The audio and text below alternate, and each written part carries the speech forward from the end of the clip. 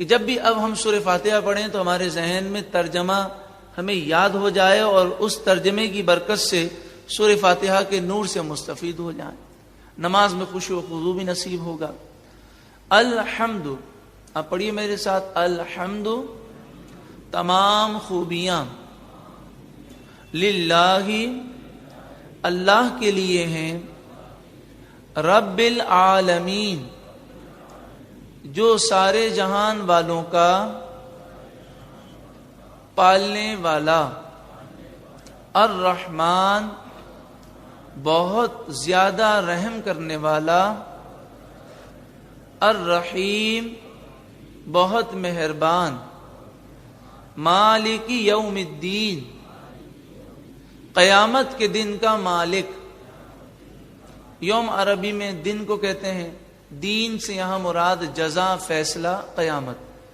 ایاک خاص تیری، نعبد ہم عبادت کریں، و ایاک اور خاص تیری، نستعین ہم مدد مانگیں۔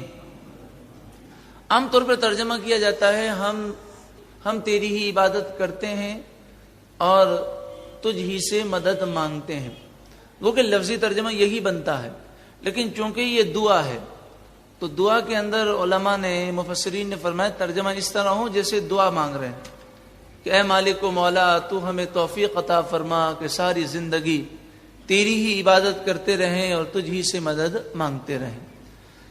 اہدنا تو چلا ہمیں، الصراط المستقیم سیدھے راستے پر، صراط الذین راستہ ان لوگوں کا، انعمت انعام کیا تو نے،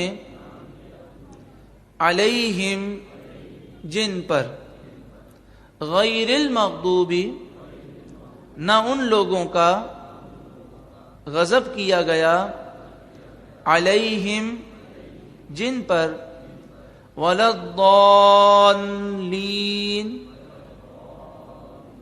اور نہ ہی گمراہوں کا۔ اس سورہ مبارکہ کے شروع میں الحمدللہ ہے۔ مسلم شریف پہلی جلد صفحہ نمبر 118 پر حدیث پاک ہے، عقید و جہاں صلی اللہ علیہ وآلہ وسلم نے الحمدللہ کہنے کی فضیلت بیان کی اور فرمایا الحمدللہ کہنے میں اتنی برکتیں ہیں اور اتنی فضیلتیں ہیں کہ ایک دفعہ کوئی دل سے الحمدللہ کہے تو میزان عمل نیکیوں سے بھر جاتا ہے۔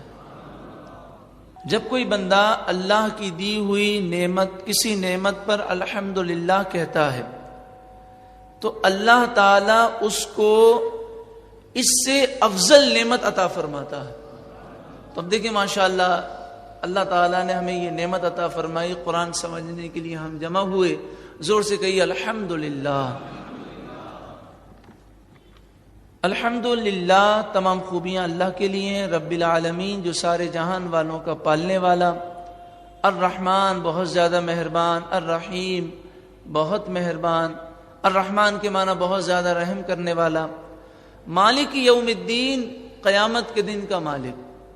رب العالمین ہر چیز کا مالک ہے۔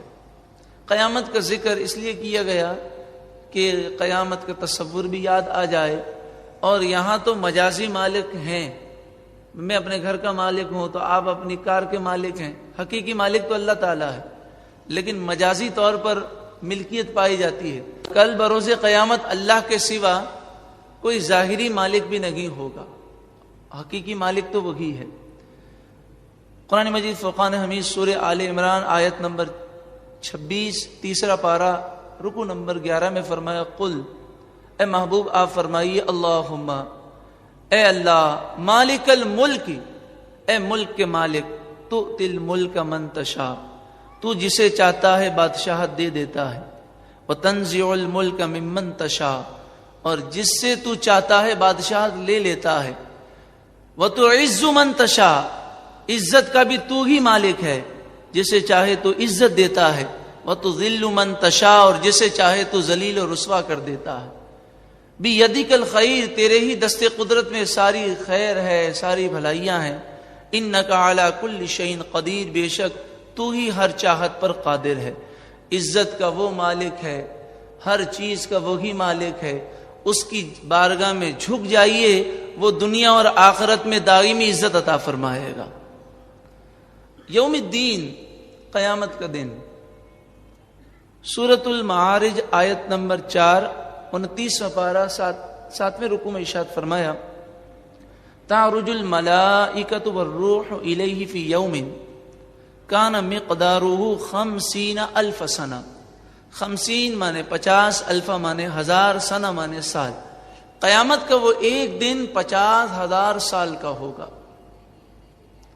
لیکن جامع البیان 29ویں جلد صفحہ نمبر 45 پر علامہ ابن جریر طبری، جن کا سنہ وصال 311 ہجری ہے، 1100 سال قبل آپ نے یہ تفسیر لکھی جامع البیان، اس میں آپ بیان کرتے ہیں کہ حضرت ابو سعید خدری رضی اللہ تعالیٰ عنہ نے حضور سے پوچھا، یا رسول اللہ صلی اللہ علیہ وسلم، قیامت کا دن تو 50,000 سال کا ہوگا، قرآن نے بیان کیا، ہولناکی اور خوف کا ذکر کر رہے ہیں۔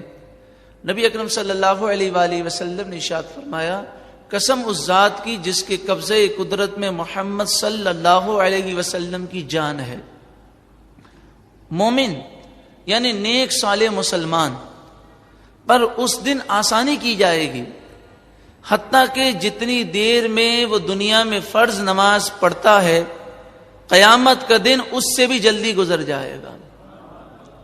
اور اس کی شرح میں فرمایا وہ دیدار الہی میں گم ہوگا، مومن صالح دیدار الہی میں گم ہوگا، اور یہ 50,000 سالہ دن ایسے ہوگا جیسے ایک فرض نماز ادا کی۔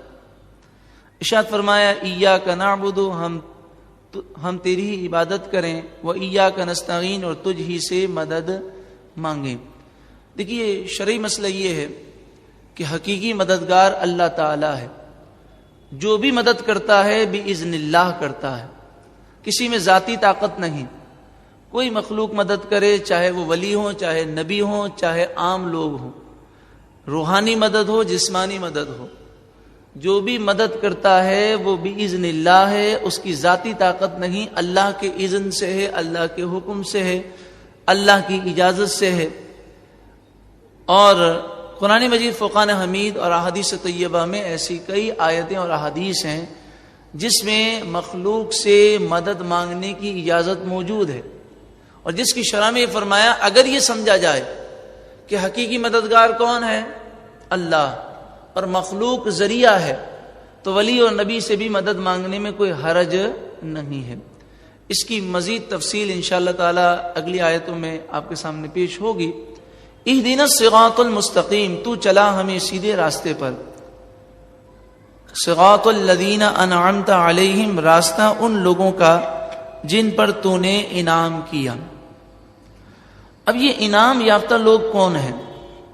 قرآن کی تفسیر میں سب سے اعلیٰ وہ تفسیر ہے کہ قرآن کی تفسیر قرآن کے ذریعے ہو۔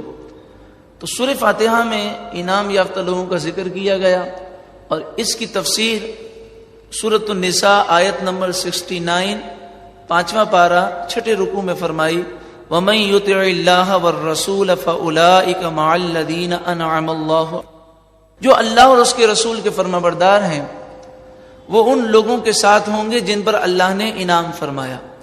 وہ کون لوگ ہیں؟ انعام یافتہ لوگ کون ہیں؟ من النبیین، وہ نبی ہیں، والصدیقین، اور وہ صدیقین ہیں، والشہداء، اور شہید ہیں، والصالحین، اور صالح لوگ ہیں۔ ہم جب اہدنا الصراط المستقیم کہتے ہیں تو یہ دعا کرتے ہیں، یا اللہ ان لوگوں کے راستے پر ہمیں بھی چلنے کی توفیق عطا فرما، غیر المغضوب علیہم، ان لوگوں کے راستے سے محفوظ فرما جن پر غضب کیا گیا، ولا الضالین، اور نہ ہی گمراہوں کے راستے پر چلا، ہمیں گمراہوں کے راستے سے بھی محفوظ فرما، کہیے آمین۔ حضرت ابو ہریرہ فرماتے ہیں کہ اللہ تعالی آمین کہنے سے بندوں کی آفات و بلیات کو دور فرما۔